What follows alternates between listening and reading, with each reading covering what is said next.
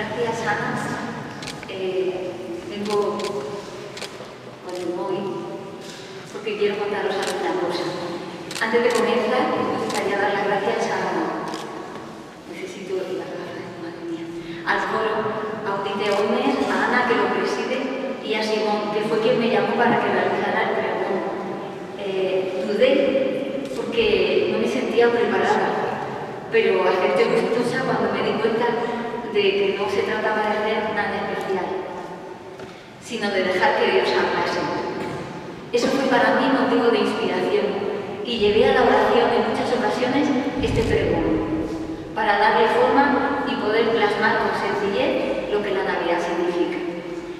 Y después del comienzo, os pido, quería rezar al Espíritu Santo pues para que me ayuden, porque aquí arriba no se está muy bien.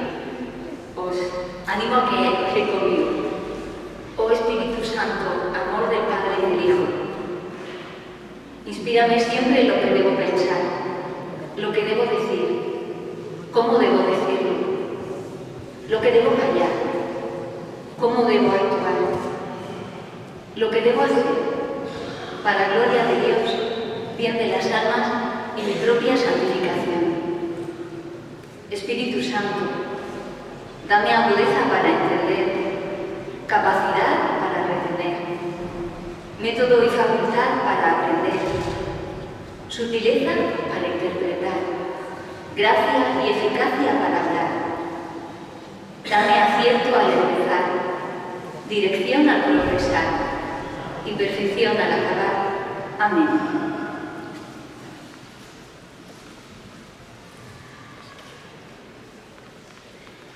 Hoy quería hablaros de la Navidad, pero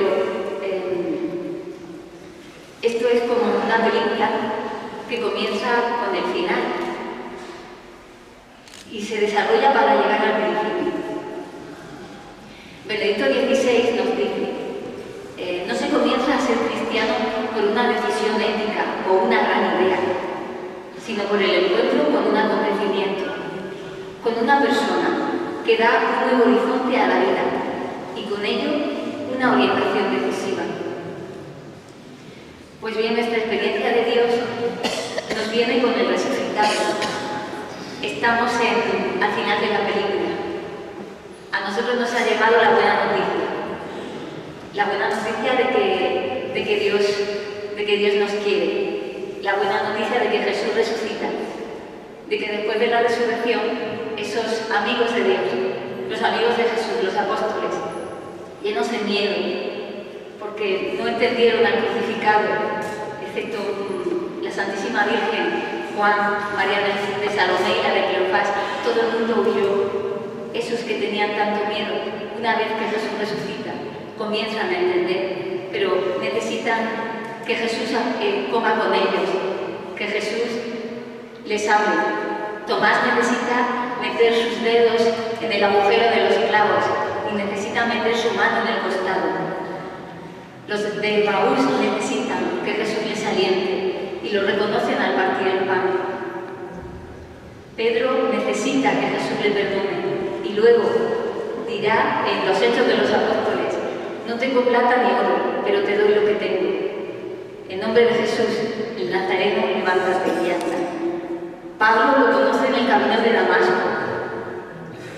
Y no hablamos de un Dios que está muerto, hablamos de un Dios vivo, del Dios que celebramos los cristianos. Cuando Jesús le pregunta a Pablo: ¿por qué me persigues? Soy Jesús a quien tú persigues. Estamos hablando de que Dios está vivo. Esa noticia, esos primeros cristianos, cuando ya conocen quién es Cristo, no les importa morir. De hecho, todos murieron mártires. A nosotros nos ha llegado la buena noticia por la sangre de los mártires. Por eso nuestro Dios está vivo, es un Dios vivo. Y por eso digo que empezamos por el final. A nosotros nos ha llegado Jesús resucitado. Y una vez que entendemos, podemos estudiar y volver atrás. ¿Cómo Dios me quiso? ¿Cuándo me formó? ¿Qué quería de mí? Y empezamos a entender que Jesús tuvo que pasar 30 años oculto, que la historia de Israel con Dios es una historia de amor maravillosa, que tiene que tramitar por todo el Antiguo Testamento, 40 años en el desierto. Todo tiene sentido y todo comienza en una Navidad, pero que esa Navidad nos ha llegado porque primero llegó la resurrección. A nosotros nos llega la Navidad porque hemos entendido que el Dios en el que creemos está vivo. Estas semanas de Adviento son el tiempo más mariano que vivimos los cristianos. Como hoy nos decía Ismael, el sacerdote, hoy es el domingo de la alegría. Estamos pegaditos a María, a la Virgen de la Espera, a la Virgen del Asombro. El asombro ante lo imposible de que Dios ame de un modo tan extraordinario como para llegar a hacerse hombre por nosotros. De su mano caminamos para acercarnos a Jesús. No nos dejará. Como le dice Nuestra Señora de Guadalupe a Juan Diego, ¿acaso no estoy yo aquí que soy tu madre? Pues eso nos lo dice a nosotros. ¿Acaso no estoy yo aquí? No te voy a dejar. La Navidad remueve fibras sensibles en nuestro corazón. Nos trae recuerdos, momentos de gozo que dejaron una huella imborrable. Recuerdos de familia, de amigos, de vecinos. Me gusta mucho recordar cuando en casa mis hermanos y yo montábamos el Belén o le hacíamos a mi madre sacar las cajas de dónde estaban las cosas.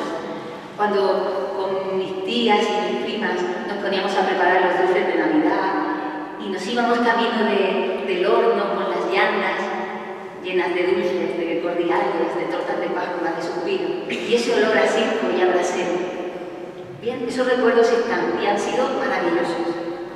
Pero los cristianos no nos quedamos en los recuerdos. El presente y el futuro nos invitan a caminar, a construir, a vivir de una manera cada vez más auténtica la vida que Dios nos da y con la que Él mismo se ha comprometido. Estamos llamados a ser nuestra mejor versión. Así, la Navidad es para cada uno de nosotros una oportunidad para profundizar en este gran misterio, la encarnación de nuestro Señor en las entrañas de la Virgen María, porque cada Navidad este misterio se actualiza para cada persona que lo acoge. Jesús niño en el pesebre es Dios con nosotros, Dios para nosotros, Dios infinitamente grande en su pequeñez y debilidad, Dios infinitamente amoroso en su humildad, Dios que se agacha y se hace servidor de sus criaturas, Dios que nos ama con todo el corazón, Dios que viene a liberarnos del pecado y de la muerte, Dios que nos salva y nos comunica la vida eterna. La Navidad se acerca a nosotros en silencio. La vivirás no en las fiestas, ni en el árbol, ni en los regalos. La vivirás en el silencio del corazón. Acéptate como eres, no huyas. Toma con paz tu pasado, con realismo tu presente y tu futuro condicionado por los dos anteriores. Acéptate como eres en realidad ante Dios. La dicha de la Navidad no es para oírla, sino para vivirla personalmente. Mis palabras son incapaces de darte a vivir la Navidad. Deja que te hable la luz que viene a visitar las tinieblas de este mundo. Él es la luz. Él es la palabra encarnada. Dios viene a tu corazón. Quiere venir a Él como lo hizo en el pesebre.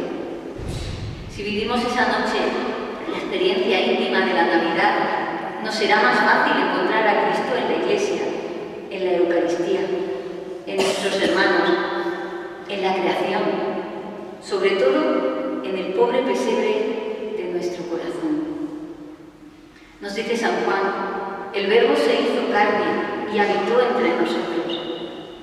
Dios ha venido para vivir entre nosotros. ¿Por qué? Nos ayuda a responder a esta pregunta el canto de los ángeles. Gloria a Dios en las alturas y paz en la tierra a los hombres que Él ama.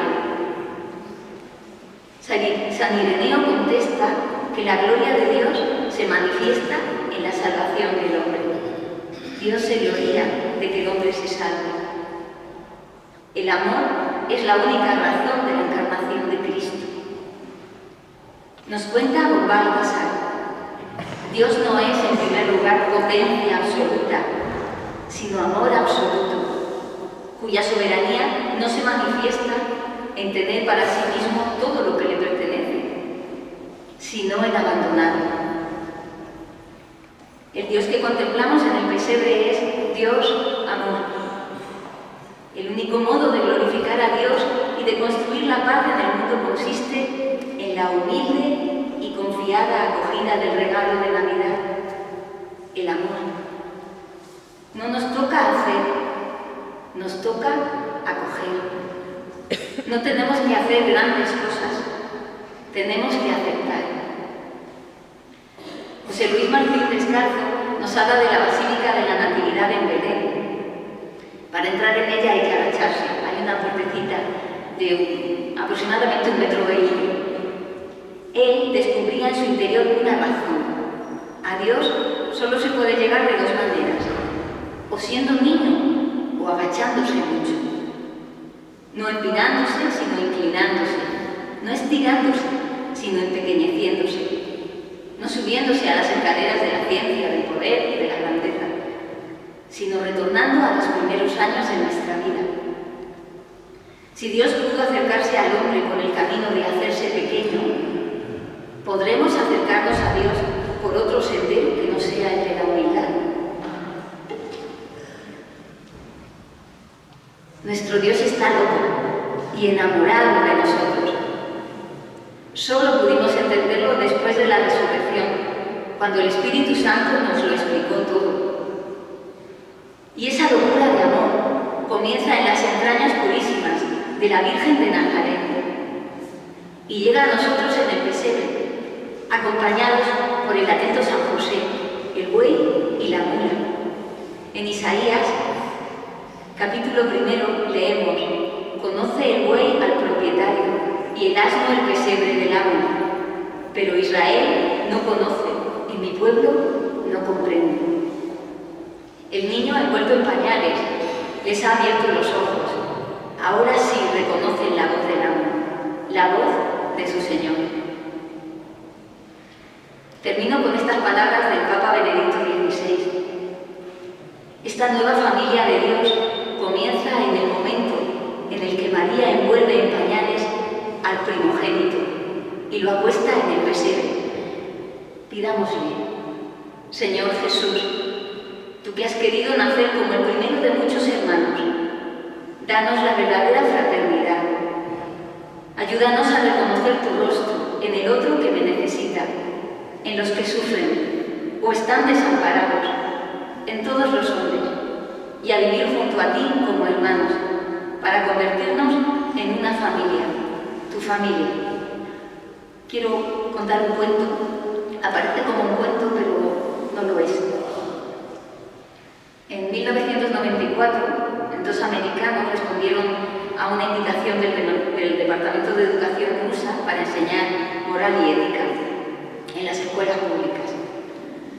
Fueron invitados a un orfanato.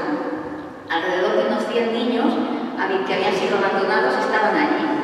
Ellos van a relatar esta historia. Se acercaban los días de fiesta navideños, tiempo que para nuestros huérfanos escucharan por primera vez la historia tradicional de la Navidad. Les contamos cómo María y José llegaron a Belén, no encontraron albergue en la posada y la pareja se fue a un establo, donde nació el niño Jesús y fue puesto en un pesebre. Durante el relato de la historia, los niños estaban asombrados mientras escuchaban. Terminada la historia, les dimos a los niños 3 pedazos de cartulina para que construyeran un pesebre. A cada niño le dimos un pedazo de papel cuadrado cortado con unas servilletas amarillas y, siguiendo las instrucciones, los niños rasgaron el papel, colocaron las tiras con mucho cuidado en el pesebre.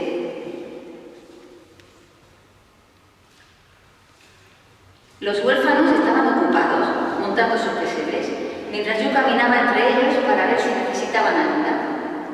Parecía ir todo bien hasta que llegué a una de las mesas donde estaba sentado el pequeño Misha. Tenía alrededor de 6 años y ya había terminado su proyecto. Cuando miré en el pesebre de este pequeño, me sorprendió ver no uno, sino 2 bebés en el pesebre. Enseguida llamé al traductor para que le preguntara al chico por qué había 2 bebés en el pesebre. Cruzando sus brazos y mirando su pesebre, ya terminado, empezó a repetir la historia muy seriamente. Para ser un niño tan pequeño, que solo había escuchado la historia de la Navidad una sola vez, contó el relato con exactitud, hasta llegar a la parte donde María colocaba el bebé en el pesebre. Entonces Misha empezó a agregar. Inventó su propio fin de la historia diciendo: y cuando María colocó al bebé en el pesebre, Jesús me miró y me preguntó si yo tenía un lugar donde ir. Yo le dije: no tengo mamá y no tengo papá, así que no tengo dónde quedarme. Entonces Jesús me dijo que me podía quedar con él. Pero le dije que no podía, porque no tenía regalo para darle, como habían hecho los demás. Pero tenía tantos deseos de quedarme con Jesús que pensé que podría darle el regalo. Pensé, si lo puedo mantener caliente, eso sería un buen regalo. Le pregunté a Jesús: si te mantengo caliente, ¿sería ese un buen regalo? Y Jesús me dijo: si me mantienes caliente, ese será el mejor regalo que me hayan dado. Así que me metí en el pesebre. Y entonces Jesús me miró y me dijo que me podría quedar con él para siempre. Mientras el pequeño Misha termina su historia, sus ojos se desbordaban de las lágrimas que le salpicaban por sus mofletes. Poniendo su mano sobre su cara, bajó la cabeza hacia la mesa y sus hombros se estremecían mientras sollozaba y sollozaba. El pequeño huérfano había encontrado a alguien que nunca lo abandonaría o abusaría de él, alguien que le mantendría con él para siempre. Gracias a Misha he aprendido que lo que cuenta no es lo que uno tiene en su vida, sino a quién tiene en su vida. No creo que lo ocurrido a Misha fuese imaginación. Creo que Jesús de veras le invitó a estar con él para siempre. Jesús hace esta misma invitación a cada uno de nosotros. Pero para escucharla hay que tener corazón de niño. ¡Feliz Navidad!